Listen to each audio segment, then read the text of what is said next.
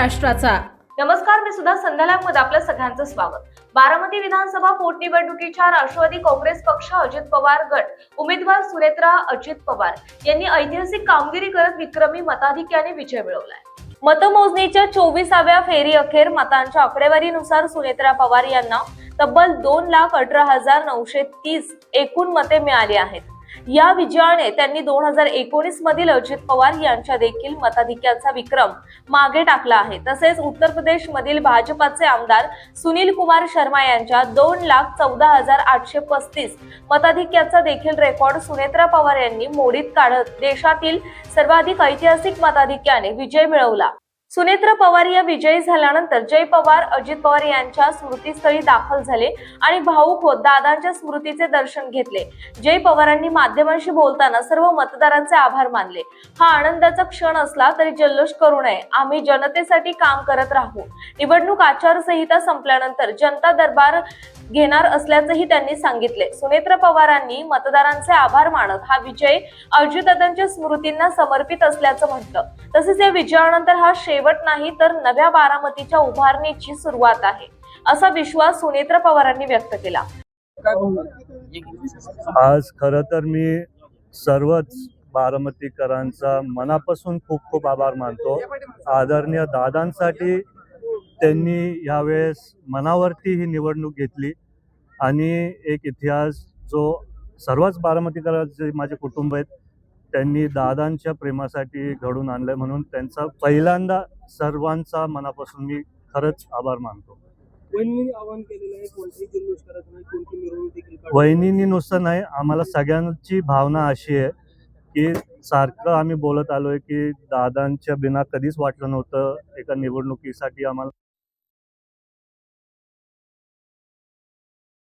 आणि दिवसापूर्वी तालुक्यात एकदम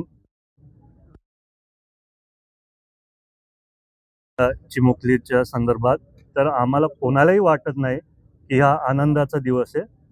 आज खरं तर मनात घेतलं तर वहिनींनी त्यांच्या विचारापासून तातडीने कसं त्या मुलीच्या कुटुंबाला न्याय मिळेल ते मनात घेतलं. तेच आमच्या सर्वांची भावना. जल्लोष मी पण सर्वांना विनंती करतो की कोणी जल्लोष नका करू.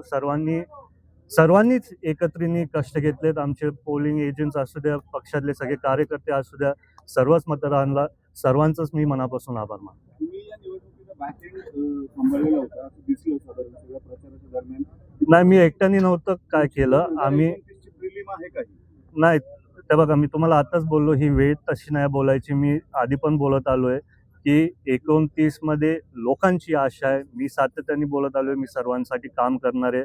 मी आधी बोललो मंगळवारी जनता दरबार घेणार, पण नंतर मी सांगितलं की दर गुरुवारी घेणार, कारण सोमवार मंगळवारी आम्ही तिथं मुंबईत असू. आणि असं काय नाही की 29ची तयारी चालू आहे. मी सारखं बोलत आलोय की दादा एक आधार म्हणून होते सर्व बारामतीकरांसाठी, आणि वहिनी जेव्हा मुंबईत असतील मी पण माझ्या स्वतःनी कष्ट घेऊन सर्वांना तो आधार दिला पाहिजे आणि कामं करायला पाहिजे.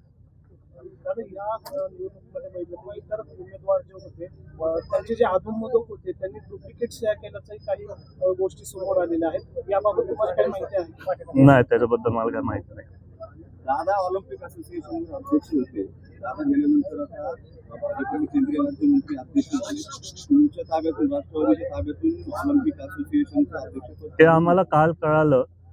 आम्हाला सर्वांची इच्छा होती की ते आमच्याबरोबर म्हणजे पक्षातच असायला पाहिजे होतं.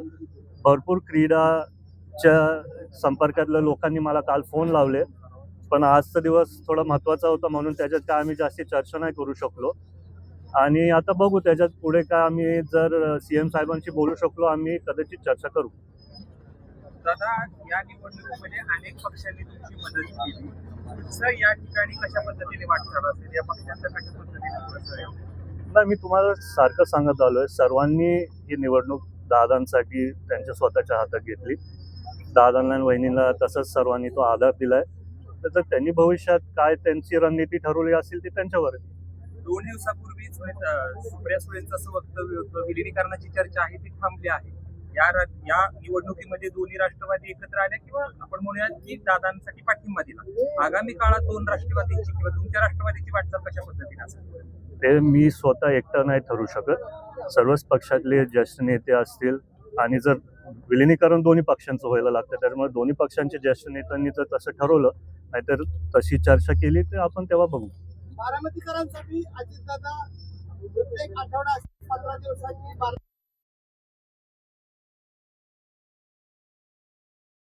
मंगळवारी किंवा